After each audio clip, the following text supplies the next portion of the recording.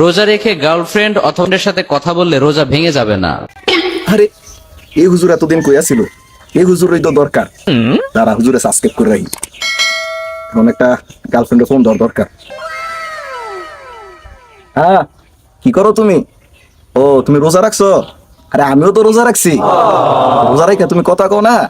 আরে কোনো সমস্যা নাই কা, রোজা রাখা কথা কইলে রোজা ভাঙতো না, কোনো সমস্যা হইতো না। আজকে হুজুরের ওয়াজ শুনছি মাত্র। I love you. আরে আমিও তো তোমার আই লাভ ইউ। কিরে, কি করস?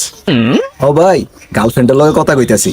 আস্তাগফিরুল্লাহ, রোজা রমজানের দিন এটি কি করস? ও ভাই, রোজা রাইকা গার্লফ্রেন্ডের লগে কথা কইলে রোজাও ভাঙ্গে না, কোনো সমস্যাই হয় না। এদিকে এদিকে। হ্যাঁ?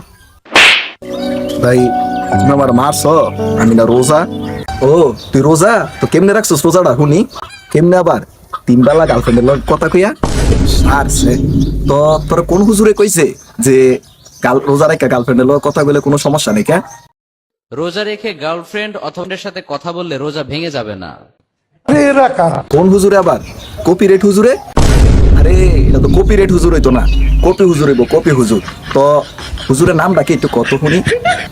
তো ভাই হুজুরের নামটা তো মনে নাই কা, কিন্তু ইউটিউবের ভিতরে আজারির ফুলকপি লেখলে আয় পরে। এটা তো আজারির ফুলকপি হইতো না, ফুলকপি হইতো না, এটা আজারির ফটোকপি হইব। তাই এখন প্রথম কথা হচ্ছে রিলেশনশিপ করা হারাম।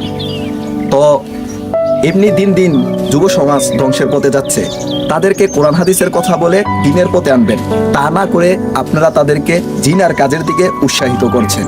নিঃসন্দেহে তুই ঠিক কথা বলেছিস। তাই বলছি, ভাইরাল হওয়ার দান্দায় বা অল্প কিছু ভিউজ কামানোর জন্য এমন কথা ওয়াজের মাঠে বলবেন না, যেটার কারণে মানুষের মধ্যে ফিতনা সৃষ্টি হয়।